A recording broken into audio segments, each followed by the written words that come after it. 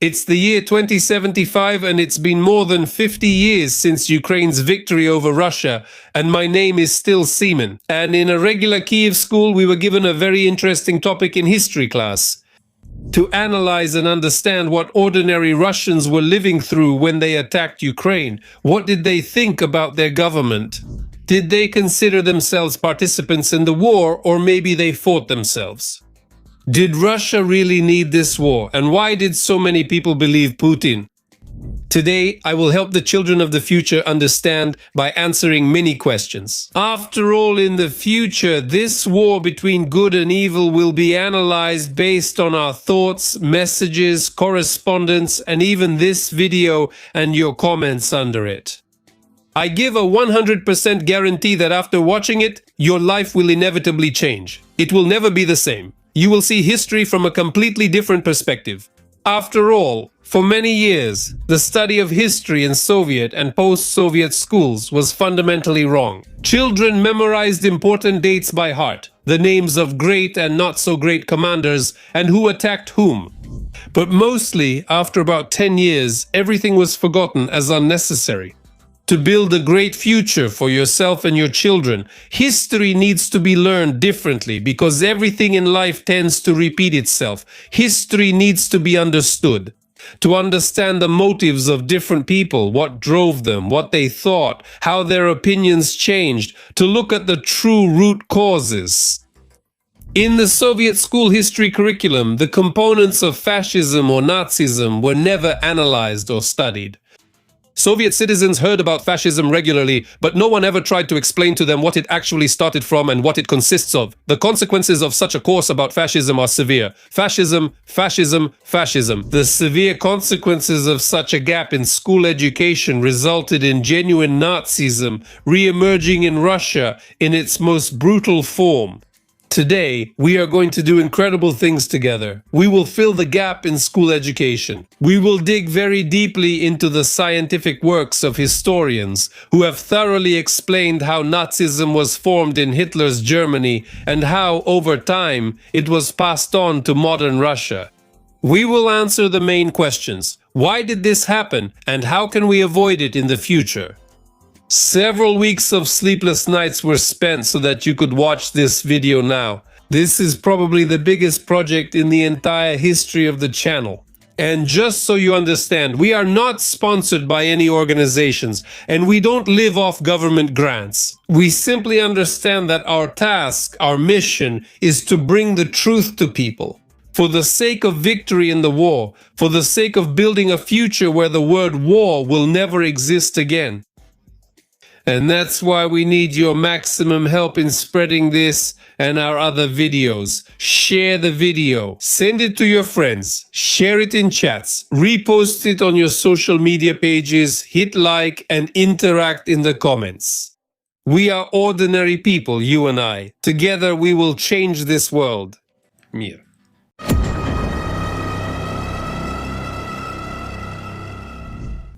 Nationalism, Nazism and Fascism.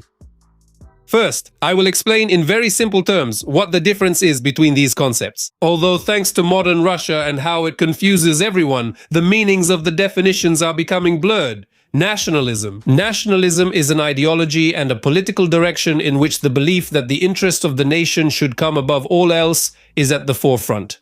We need to understand that, in the classical sense, this is neither good nor bad. And it's not bad either. We need to take into account that the classical understanding of nationalism does not imply a negative attitude towards other nationalities at all. Rather, it means increased attention to the problems of one's own nation. It's also important to understand that in concepts like nationalism, balance is important. That is, if there is too much of it or if it is not controlled, it can turn into Nazism. Which is exactly what happened in Germany in the last century and in Russia in the current one.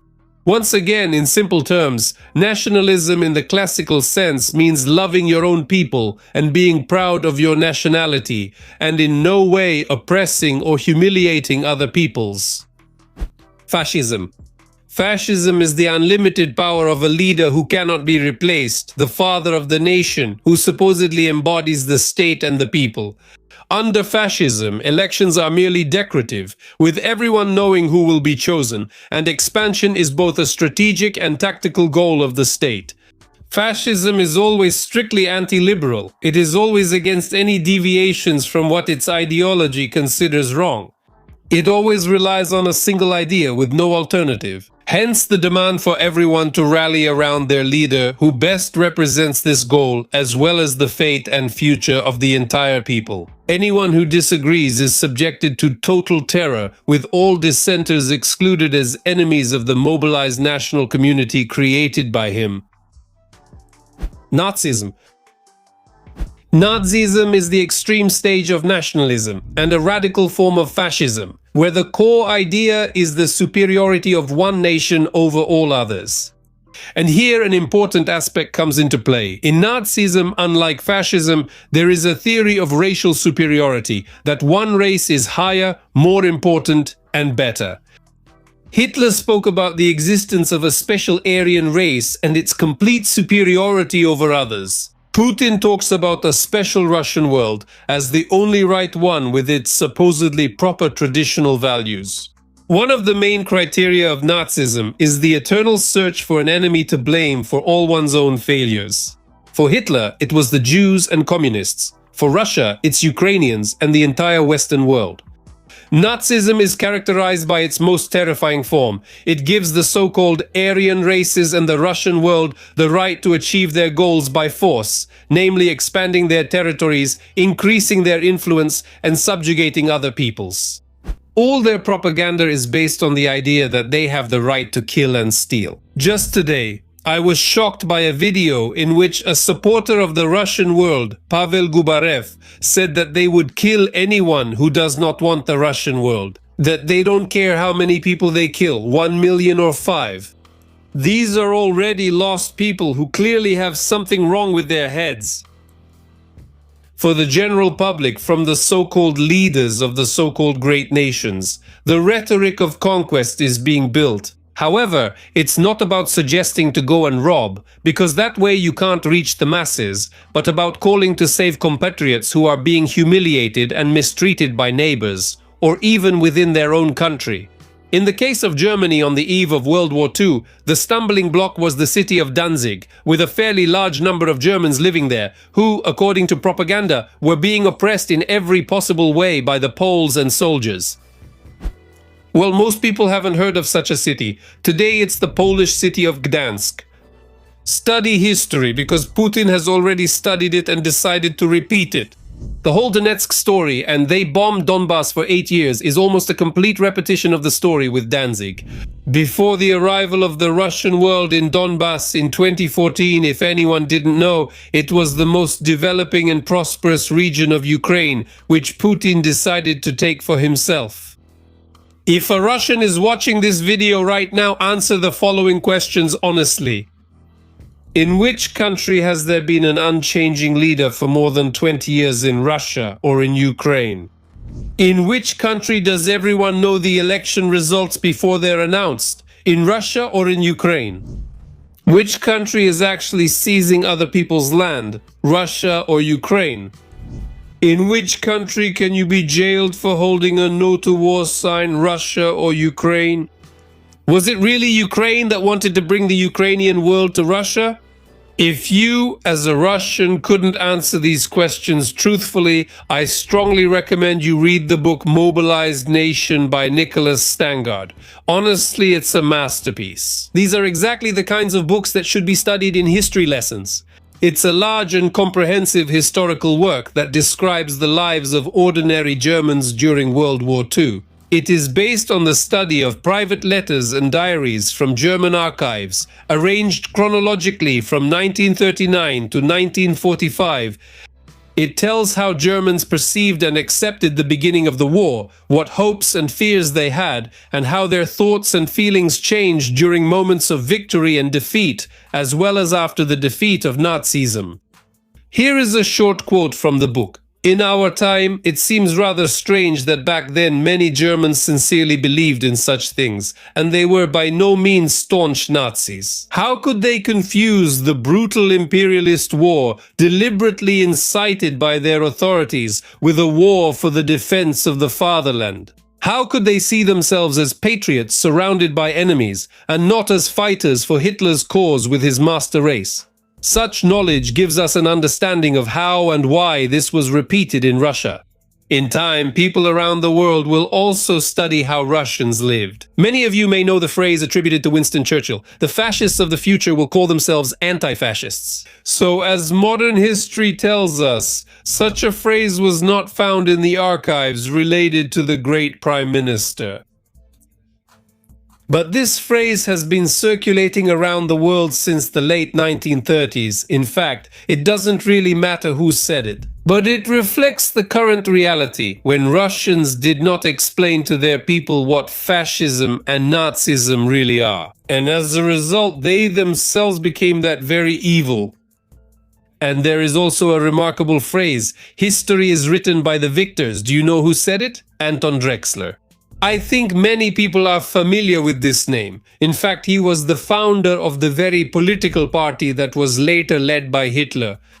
That's why historians distinguish between two types of memory about certain events: official or state memory. This is essentially how the history of World War II is taught in a particular country. And the second type of memory is the recollections of contemporaries, those who lived through those events. As we know, the USSR was very fond of rewriting history. That's why today we'll rely more on the memories of ordinary, everyday people. The preconditions for the rise of Nazism. Germany. One of the main reasons Nazism emerged in Germany was the outcome of World War I, especially the harsh Treaty of Versailles. Let me remind you, according to it, Germany lost part of its territory, its army was reduced, and it had to pay large reparations to the victorious countries.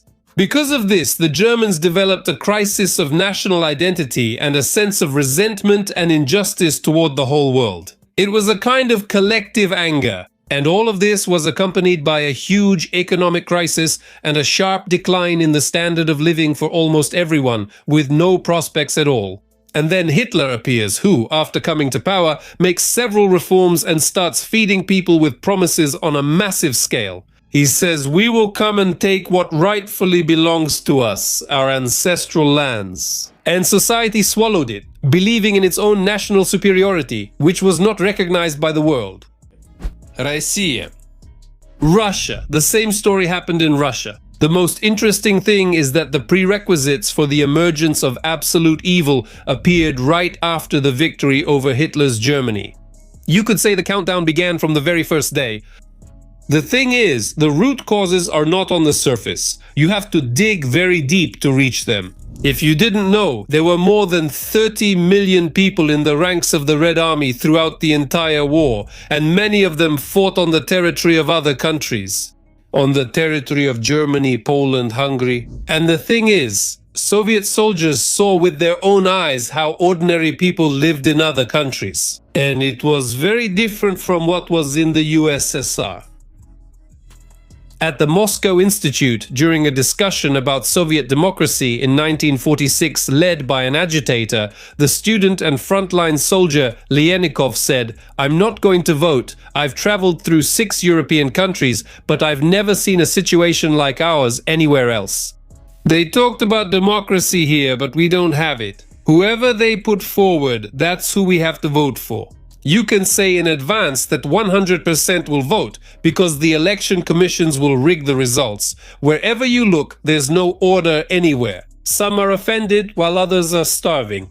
And such sentiments were everywhere in society. Basically everywhere you could hear slogans like, "What did we fight for? Why is everything so bad? This is how we live. Just living." And Stalin responded, and he responded very harshly, with renewed waves of repression. When hundreds of thousands of people were sent to camps and millions were convicted for disobedience. However, not everyone from this list was always sent to prison or a concentration camp, and just like people from the previous list, they sometimes received a lighter punishment. They worked for free for several years. 36 million people as free labor. How do you like that? To understand this harsh reality, let me explain it in simple terms for those who love the Soviet era. For example, there were 3 soldiers in a company: Vasya from Voronezh, Oleg from Poltava, and Fedya from Minsk. They went through the whole war and took Berlin. They spent several years in the trenches. Each of them suffered concussions. They didn't sleep, didn't eat, and lost their comrades every day. They returned home, and everything was just as it was before. You have to build communism without any rights, and your family has to starve and endure.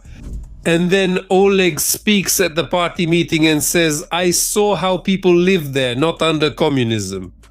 They listened to him, and in the morning took him to a concentration camp. And Fedya asked the shop manager, "Why do you give so little food? I have to feed my children." And now Fedya works for free for a couple of years. And Vasya from Voronezh kept silent, simply kept silent, and that's how he allowed the Soviet authorities to simply destroy his fellow soldiers. Are you aware of the fact that Stalin almost immediately cancelled the celebration of May 9th? And we're not even talking about the victory parade right now, we're talking about just a day off. And when Stalin died, Khrushchev also wasn't in a hurry to make May 9th a holiday. Because the Soviet leadership didn't want to let war heroes become their rivals, they were simply afraid that yesterday's leaders on the battlefield could become leaders in the country as well. And also, if you turn the victory into an honor, then you have to pay people accordingly, and the Soviet leadership didn't want to do that. As a result, a huge sense of resentment and anger arose throughout the country. But unlike in Hitler's Germany, this anger wasn't directed at other countries that, in their opinion, treated Germany unfairly, but rather at their own country. But people had to suppress it within themselves because anyone who expressed their opinion was persecuted by the Soviet authorities. Just think about that nightmare once again. 36 million convicted people out of a population of 180 million. Don't you think something's wrong here? That means every 5th person turns out to be a criminal, and families back then usually had more than 5 people, so there was a criminal in every family. Based on this, it's either the whole country is made up of criminals or it's a criminal government. There's no third option. Despite this, in Russia, there are still a lot of people who almost worship the great Stalin. How is it that they beat you, rob you, and yet you sing praises to your Tsar? But those were just the first beginnings, the first signs. That's not why people in Russia are the way they are now. That's what created a sense of dissatisfaction and aggression in Soviet people, feelings they kept inside and then passed on to their children and grandchildren. The second key factor was built on the first one. The Soviet authorities understood that if they didn't find a scapegoat, it would still be impossible to contain the accumulated pain and anger that people felt. And they decided to blame everything on the West, the USA, Europe, and other countries. Even those allies with whom they fought side by side against the Nazis, they decided to make them responsible essentially for their own mistakes. The third important and key factor in shaping today's Russians, strangely enough, was Victory Day. In 1965, Brezhnev decided to turn it into a holiday. In Russia, the horrors of war have already been forgotten, what people saw abroad is already forgotten, and the country is still in the same mess. But people need bread and circuses. There was enough bread in the Soviet Union at that time, but no entertainment, so Brezhnev decided to build a cult of the nation. Victory Day on May 9th was made a holiday of national importance. They started holding parades, remembering the heroes of the war, making films about victory, and in every possible way cultivating the image of a victor among the people. And at this point, a thoughtful person will ask a logical and very reasonable question. What's so bad about a country instilling the image of a winner and a champion in its citizens, reviving patriotic qualities and so on? That's right, there's nothing wrong with it, except for one small but. And this is exactly the but we talked about at the beginning of the video. It's the difference between Nazism and nationalism. There's nothing wrong when people love their homeland and try to make it better, but not when they want to do it at the expense of oppressing and humiliating other nations. All of this together created a terrible mix: aggression and internal bitterness with dissatisfaction, plus the image of an enemy who is blamed for all the troubles, and an uncontrollable sense of national greatness. All of this led to a terrible result. This creates a mindset in a person that you have the right to take what belongs to others because you are stronger. Thanks to these criminal attitudes, the USSR sent troops into Hungary, Czechoslovakia, Afghanistan, and participated militarily both openly and covertly. We weren't officially there in a bunch of other countries: Vietnam, Korea, Angola, and so on. I'm not even mentioning the suppression of any kind of protests in countries armed by the USSR, otherwise that's enough information for a couple more videos. The culmination of all this was the Cold War, and the fact that the world was several times on the brink of nuclear war. Funny how we're talking about Russia today, but still end up back at the USSR. That's our history, because the current leaders of the criminal Russian regime were actually born and raised in this cocktail called the Evil Empire. The 90s came, the USSR collapsed, and Russia had to come to terms with the fact that the countries and peoples it had previously occupied were now independent.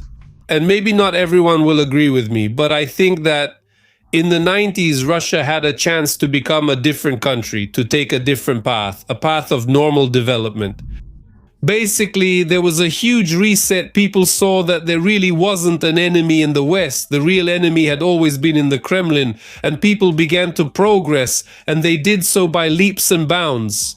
Yes, the 90s will forever go down in history as very difficult years. Racketeering, banditry, shortages, but all of that was temporary. What was more important was that freedom of speech appeared, freedom of choice. People were no longer limited by dictatorial laws or imposed Soviet dogmas.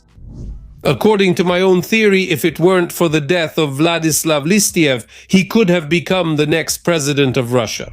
And perhaps Russia would have then followed a more humane path of development. And then there wouldn't just be no war, but Ukraine and Russia would truly be friendly countries, because there wouldn't have been all those wars started by Russia.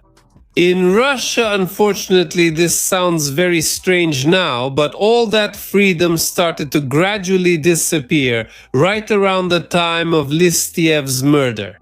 After all, the former communists who used to run the country stole the former communal property during privatization and realized that they could keep stealing like that forever. That was the start, the formation of the new modern Russia, where with Putin's arrival, things kept getting tighter and tighter. And a new wave began, repeating everything that happened in the USSR, only in a stronger form, namely, the first thing. Anger, aggression, a sense of injustice because of the low standard of living due to the 90s and the current government's suppression of the population.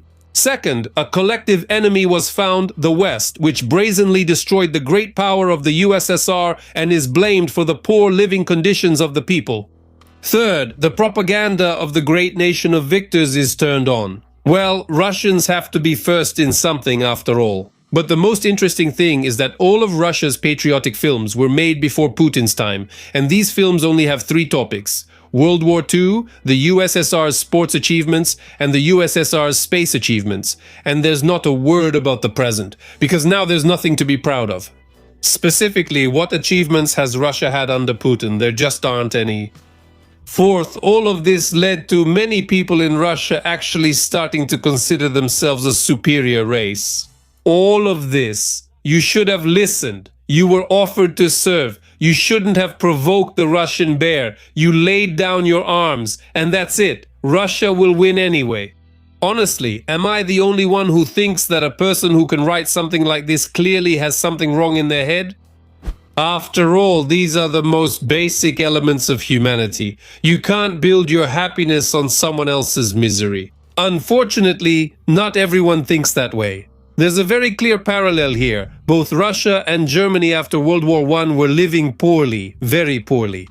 And in such a case, there are always two options: either build your own or take someone else's, because to build your own, you need to have courage and guts to answer difficult questions like who's to blame for us living badly, and to admit your own guilt in this.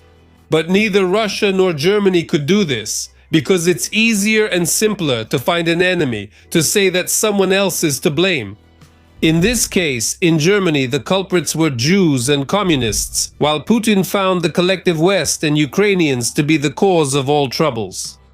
Both Putin and Hitler took the main step that separates nationalism from Nazism. They started a war, spread the ideology of the enemy, and said through propagandists that the guilty must be destroyed, just as Hitler was capturing Europe, the stage before the full-scale war. In the Soviet Union, the term Great Patriotic War was not invented by accident, and in school they only taught about this period, deliberately overlooking the fact that the full-scale war began in 1939A. Until 1941, the USSR was in fact, and they were on paper, an ally of Hitler. But I think you already know this point.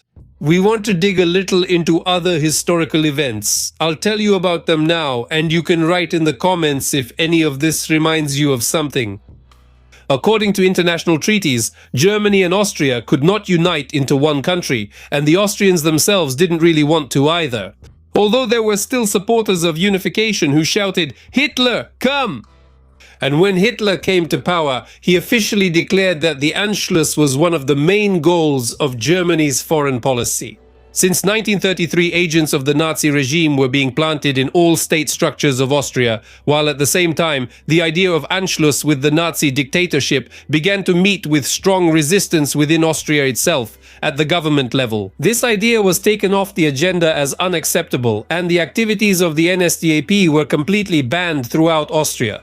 Germany tried several times to carry out coups, but every time it failed. Nevertheless, everything changed in 1938 when Europe showed its weakness and pursued a policy of appeasement toward Hitler. For example, on February 22, 1938, British Prime Minister Neville Chamberlain stated in Parliament that Austria could not count on the protection of the League of Nations. I quote, "We must not deceive. And even more so, we must not give false hope to small, weak states by promising them protection from the League of Nations, and corresponding steps on our part, since we know that nothing of the sort can be undertaken."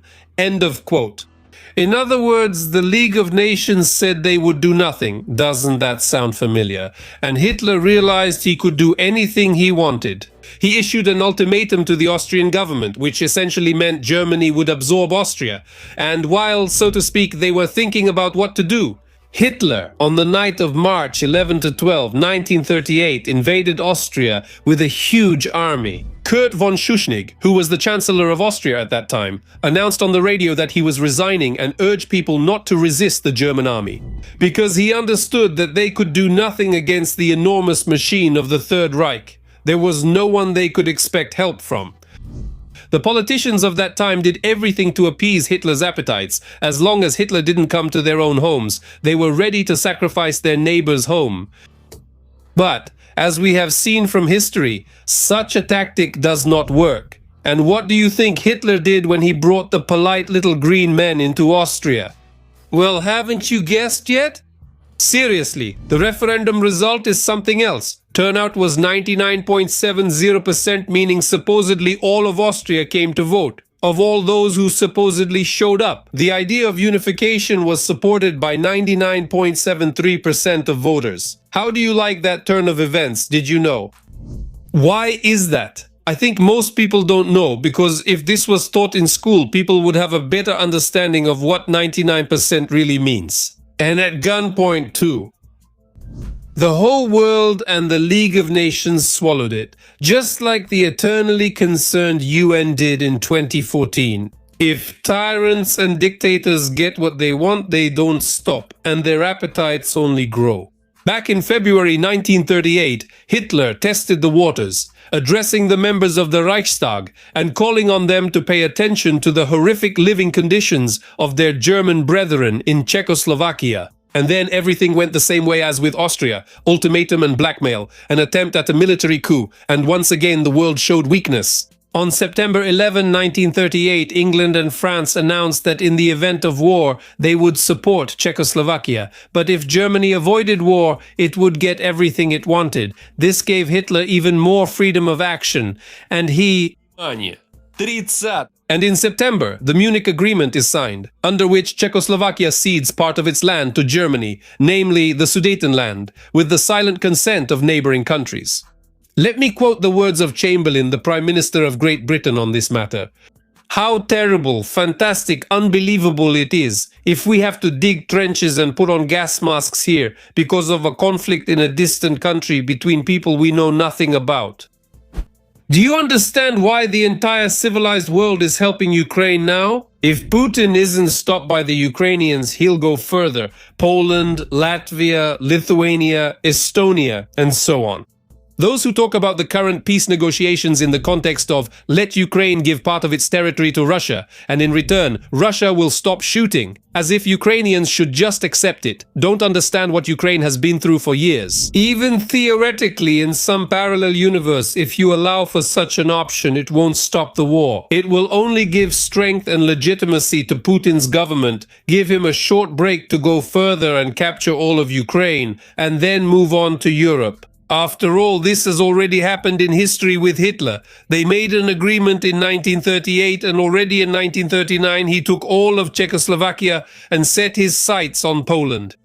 After all, there was also an oppressed city in Poland that needed to be urgently saved. But here, Hitler already understood that he would really have to fight in Poland. And it was necessary to pump up the German people with stories and fakes about what was happening in Poland. Because German society was not ready for war. They didn't want it. They were simply very happy that Germany had expanded its borders by taking over neighboring Austria and Czechoslovakia without a single shot being fired.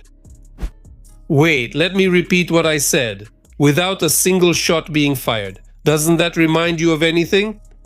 Before Germany attacked Poland on September 1, 1939, the Nazi regime launched an aggressive campaign in the press to gain public support for a war that most Germans did not want. To present their invasion as a morally justified defensive action, the German press wrote about Polish atrocities, referring to real, isolated or fabricated acts of discrimination and physical violence against ethnic Germans living in Poland. The media also condemned and blamed Britain for its promise to protect Poland in the event of a German attack. Hitler even staged a border incident to make it appear as if Poland had attacked Germany. On August 31, 1939, SS and Soviet soldiers, disguised in Polish military uniforms, attacked a German radio station in Gliwice.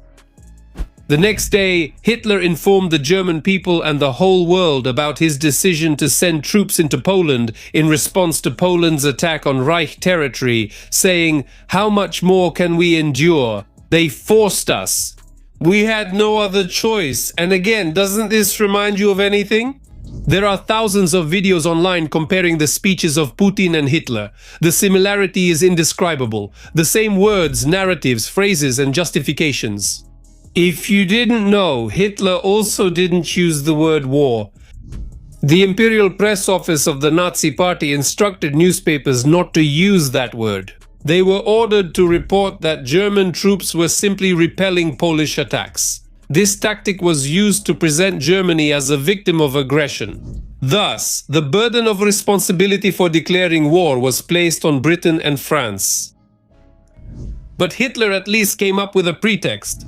But Putin just attacked and said, "Let me remind you, all responsibility for possible bloodshed will rest entirely and completely on the conscience of the regime ruling in Ukraine." Yes, I am constantly amazed by how deeply brainwashed people in Russia fail to see the complete 100% similarity with World War II.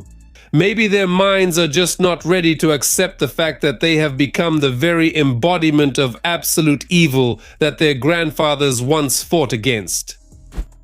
And ordinary Germans used to say things like this about those whom Germany attacked. No one should feel sorry for them. Hitler reached out a hand of friendship to them too many times. The Minsk agreements should have been implemented. How much longer could we put up with this? What happened after the war started?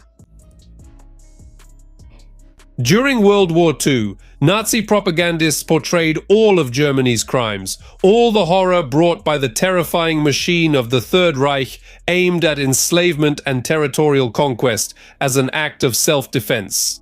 As if they would have attacked us if we hadn't struck first. They depicted Germany as a victim of foreign aggressors, as a peace-loving nation forced to take up arms to protect its people and to guard the values of European civilization from communism. The official statements about Germany's goals, which were agreed upon at every stage of the hostilities, always concealed the Nazis' true intentions, which were to expand territory and wage a racial war. This was propaganda of deception, intended to mislead and confuse the population of Germany, the countries it occupied, and other neutral countries. In 1941, it was enthusiastically reported that in occupied Poland, the German authorities had provided employment for the Jews. They built clean hospitals for them, set up field kitchens to distribute soup, provided them with newspapers, and offered vocational training showing the utmost care. And now, things are about to get very, very interesting. Do you know why the Germans believed this criminal propaganda and why Russians believe it now? Because it's convenient. And at first it didn't affect them at all. People in Germany itself, after they attacked Poland, started living much better. This is explained by the fact that firstly, Germany expanded its territories and plundered the occupied countries. And secondly, all of Hitler's domestic policy was built so that people on the home front wouldn't notice the war. That is, there were no food shortages, no shortages of goods, and no air raids. But the media everywhere shouted about how brave German men were liberating those who had long been oppressed. Makes you feel proud, right? I want to point out that there is still a difference between Hitler's Germany and today's Russia. Many brainwashed patriots now believe in the Russian army's strength, just as Germans once believed in the Wehrmacht's invincibility. But in Germany's case, they had real reasons to believe it. After all, the Germans captured Poland, Czechoslovakia, France, and other countries quickly and with little resistance, but Russia has nothing to be proud of. The first sign that something was wrong came for the Germans when food started disappearing from store shelves and total mobilization began. After all, the German army attacked the USSR and couldn't handle the initial forces. And then, after the turning point in the war, all the Germans began to howl in despair when they basically started starving. I want to share another interesting fact that will soon await Russia. Because their methods are identical to those of Hitler's Germany. It was the year 1944. News about mass killings in concentration camps had already appeared in the world press, and Germany was already losing the war. The International Red Cross had been trying for a long time to get into one of the camps. And the Germans finally decided to allow them into Theresienstadt, where the Germans had killed several tens of thousands of people. Most of the prisoners were urgently transported to Auschwitz, and the rest were forced to decorate the ghetto. They had to plant gardens, paint houses, and assemble barracks. On June 23, 1944, the Red Cross was shown a school, a hospital, a theater, a cafe, a swimming pool, and a kindergarten. The prisoners played football and sunbathed by the pool. It was like a fairy tale, not real life. The children performed the opera Brundibar for the guests, which was written by a prisoner in Theresienstadt, the composer Hans Krasa. A film was made based on the results of this visit. The Führer gives the Jews a city, which Germany tried to showcase to the whole world. But it had no effect on the world, because people already knew the truth. However, in Germany itself, it caused complete shock and bewilderment among the Germans. After all, it was already the end of the war. Germans were starving, they had neither food nor belongings, and children and old men who could barely walk were being mobilized into the German army. And then they were shown how well people lived there. I think at that time, any German would have wanted to live in the world from that film. By the way, I couldn't resist and watch that film. It's 14 minutes long. First, it shows that the prisoners have jobs, it shows what good living conditions they have, and then comes the main part of the film. How they entertain themselves. A soccer match, theater, a swimming pool where young people relax, and everywhere you see joyful, happy faces. It was also emphasized that they are all safe and have good medical care. For some reason, this immediately reminded me of the hero city of Ukraine, Mariupol, and that wave of populist propaganda Russian media launched to portray how Russia is building new houses, or rather entire neighborhoods, with beautiful photos and videos at the beginning of September showing how great everything is. But just like in the case of Hitler's Germany, everything is done simply to create a populist movie. The tragedy of every resident of Mariupol is simply impossible to put into words. People lost their relatives, their homes, their usual way of life. Just think about it, almost 500,000 people lived there. I don't know how many apartments and houses there were, but you can estimate roughly. Let's say on average one family is 3 people. That's 152,480 apartments. The destruction in the city, for example, is 80%. That would be almost 122,000 apartments. And Russia supposedly plans to build only 12 buildings and 1,011 apartments. That's not even 1%. That's absolutely negligible. That's nothing. It's the same as telling you, cut the amount of food you eat 100-fold. Or if you had a salary of $500, now it will be $5, and live however you want. But look, Russia is showing that, that's it. Mariupol has been liberated, people are happy, Russia has come, everyone voted for Russia, everyone is smiling and happy. Russians blindly and irrationally believe this. How is that possible? The most interesting thing is that until the very end of World War II, Nazi propagandists focused the population's attention on what would happen to Germany in the event of defeat. They said it would be the end for all Germans. Sometimes the propaganda claimed that the vicious Bolsheviks on one side and the English and Americans on the other would kill all civilians in their path, and sometimes it launched a lighter version. For example, according to this lighter version, the Ministry of Propaganda used for its own purposes a leak about the post-war economic restructuring plan for Germany, developed by Henry Morgenthau, the Secretary of the Treasury in President Roosevelt's administration. Morgenthau allegedly planned to eliminate Germany's heavy industry and make it an agrarian economy. And Goebbels remarked that they wanted to turn Germany into a huge potato field. So what do you think? Is Germany living badly now or not? Such stories achieved some success, resulting in increased resistance to the Allied troops entering Germany, and were aimed at intensifying the fear of surrender, encouraging fanaticism, and the relentless destruction of enemy forces.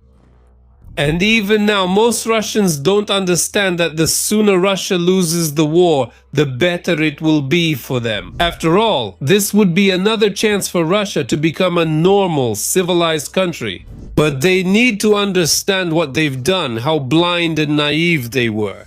I'm not afraid to make such lofty statements, but Ukraine, with its valor, courage, bravery, and honor, is defending the whole world from criminal and aggressive Russia.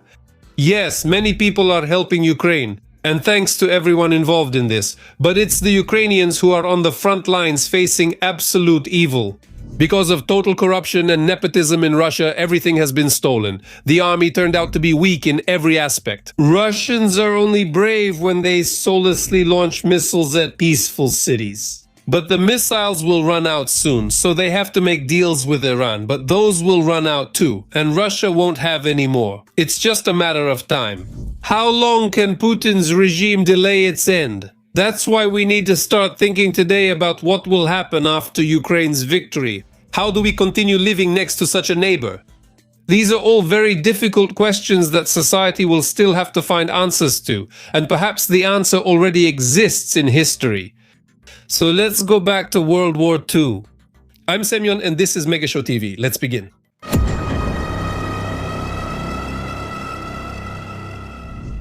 What is denazification really? The shortcomings of the school curriculum, which we already talked about in previous episodes, gave Putin the opportunity to manipulate public opinion. Everyone remembers February 24 and how Putin named denazification of Ukraine as one of his main goals. But this word is no longer heard in Russian mass media. People don't even search for it in Russia anymore. The dynamics of Russian search queries are very telling. This is data from Russian Yandex. Because Putin, you could say, outplayed himself with this word. For 20 years he did everything to keep the people from developing, and that's why Russians didn't understand him. That's why I'll explain to them and to everyone else what it really is. When Hitler's Germany was defeated, the victors divided it into 4 zones: British, American, French, and Soviet, and started the process of denazification there. In each of them, it proceeded differently. The only thing they had in common was a complete ban on all types of organizations that had cooperated with the Nazis or glorified Nazism, from Hitler's own party to its subsidiaries and affiliated organizations. An international court was also established, which went down in history as the Nuremberg trials. At this court, those who stood out as war criminals against peace and humanity were tried, such as the leaders of the USSR, key military officers, founders of concentration camps, and so on. All the others, so to speak, the smaller figures, were tried separately, each in their own zone. This was insisted upon by the USSR, and each country had to independently determine the severity of each person's crimes. And now you'll understand why the Soviet Union wanted it that way. We won't be looking at specific cases of trials against certain individuals. We'll examine the very concept of Western denazification and Eastern, that is, Soviet denazification. As the final point, the concept of Western denazification and Eastern, that is, Soviet denazification. Denazification in West Germany. Every German was given a questionnaire to fill out, consisting of more than 100 questions based on the questionnaires and eyewitness testimonies. They determined the degree of responsibility of different people depending on the category they fell into. Namely, main criminals, ordinary criminals, secondary criminals, and witnesses, accordingly at the epicenter. Some people were just given a talk, some were fined, and some were put in prison. But the most important thing is that a task was set. The German people must understand that the entire nation, every single person, participated in an unlawful conspiracy and a crime against all of humanity. Germans of that time were shown films of the atrocities committed by their people, both voluntarily and by force, and were shown photographs from concentration camps with thousands of dead bodies. Posters with horrific images and captions such as "Who is guilty? This city is guilty" were hung everywhere throughout the cities. "You are guilty." Newspapers and leaflets were printed, and radio and television programs were created with only one goal: to make Germans see what they had done and feel collective guilt for what had happened. Moreover, the residents of Kiev were not only taken on tours, they were forced to bury the bodies of the dead and exhume mass graves. All of this, though not immediately or at once, eventually led to the emergence in Germany of a wonderful quality that every person on the planet Earth needs. That quality is empathy. The Germans, in a short period of time, literally in 10 to 15 years, learned to empathize, sympathize, and understand the pain of other people. This, by the way, became one of the reasons for the German economic miracle, when the Germans raised their economy to be stronger than that of any other country in Europe. Since everything in Germany was built so as not to burden you with heavy terms like ordoliberalism, I'll put it simply. Business as a whole came to be built on morality, decency, and honesty, which the Germans still uphold today.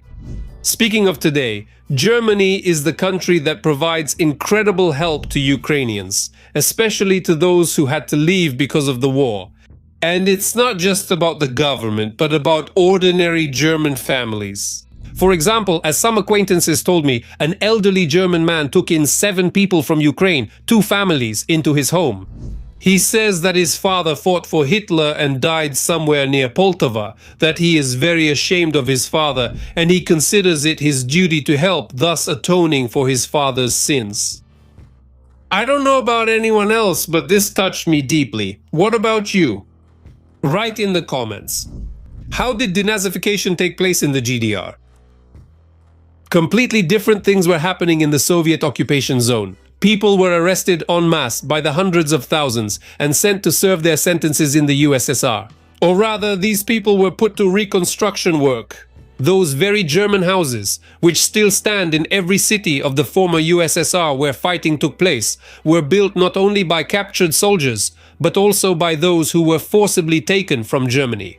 And in East Germany, it was very simple to determine who needed to be denazified and who didn't. Whoever accepted the ideas of communism and the USSR was considered innocent. Those who didn't want to become communists were denazified by the Soviets. The infamous Stasi, the secret police that was essentially directed from Moscow, strangely enough, accepted thousands of former Gestapo officers into its ranks who skillfully switched sides at the right time. The Soviets tried in every possible way to convince people from East Germany that they were not to blame, that only Hitler and his closest circle were guilty. Here the words of the German art historian Ulrike Schmigelt fit well, who says that the famous monument to the liberator soldier in Treptow Park became the unofficial symbol of the East German state. I quote, "The child here serves as a symbol of the blameless German people, who became a tool in the hands of imperialists and militarists, and who, like the other peoples of Europe enslaved by Hitler, were liberated by the Red Army from the rule of National Socialism." Thus, this Soviet monument not only expressed the triumph of the victor, but the liberated people could also identify with it. However, at the same time, they were expected to show gratitude, loyalty, and a certain reciprocal service, namely loyalty and obedience. In fact, if you dig deeper, even back then, thanks to the policies of the USSR, the movement of liberators began to emerge, which Putin skillfully manipulates today. As a result, we saw two different Germanys, West and East. To answer the question of where life was better, you can look at different figures like salaries or pensions. But I'll give you the figures that truly reflect the whole truth. After the wall was built, 410 people tried to escape from West Germany, mostly because they had relatives left in East Germany. And from east to west, tens of thousands. Some dug tunnels, some tried to climb over the wall, some forged documents, and some were simply bought out for money. In attempts to cross the so-called border, more than 1,000 people died. About 140 of them were shot right at the Berlin Wall. And it was built because people were leaving East Germany en masse. From 1945 to 1961, 2.7 million people left East Germany for the West. They were probably fleeing from a good life, weren't they? But the Berlin Wall fell, and the people from West Germany managed to inspire the residents of the East with that very empathy and sense of eternity that so many people lack. And now it's truly a united country with a single worldview. As we can see from history, anything is possible. But let's still try to answer the question, is it possible to repeat such an experience with Russia? No matter how you look at it, the difference between Hitler's Germany and modern Russia is simply enormous. After all, the Germans lived in the 20th century, while Russians live in the 21st century, the age of the internet and information technology. Because if you dig a little deeper, only a few Germans were actually aware of what was really going on. They learned about this from former prisoners, their relatives, or from foreign radio broadcasts. That was the only way to find out the truth. Because back then, there was also a powerful Nazi propaganda machine at work, which also claimed to protect the oppressed and supposedly had no other choice. Moreover, it often spread various rumors, such as the popular stories suggesting that Buchenwald was actually a mass burial site for victims of Allied air raids. And in case anyone doesn't know, this is one of the harshest concentration camps, where more than 56,000 people were tortured to death. And Germans of that time said that they imagined concentration camps as institutions for punishment where Jews, communists, opposition members and criminals were held. They assumed that Hitler's methods could be used against the prisoners. Заключенным могло применяться насилие, но лишь to exclude them from those who were guilty. Any truth an ordinary German refused to believe, considering it foreign propaganda or an exaggeration. If it seemed to you that I am justifying the German people of that time, that's not the case. I'm simply comparing them to the present time. Russians now have the internet, and they see the horrors that Russian soldiers are committing. They see that no one in Ukraine was happy about being liberated from the very first days. They saw how Ukrainians stopped Russian tanks with their bare hands. And yet they actually rejoice at the fact that people are dying, ordinary people. Children are dying. When another strike happens, they write, "Hooray! Well, finally." And if you didn't know, the saddest thing is that Putin's ratings rise precisely when he brutally bombs the civilian population. I sincerely hope that we didn't make this series of 3 big episodes in vain. I'll say it again, we're just regular guys, just like you. And we understand that our future is in our hands, yours and ours. So let's build it together. Be sure to share this video. Write what you think about this in the comments and subscribe.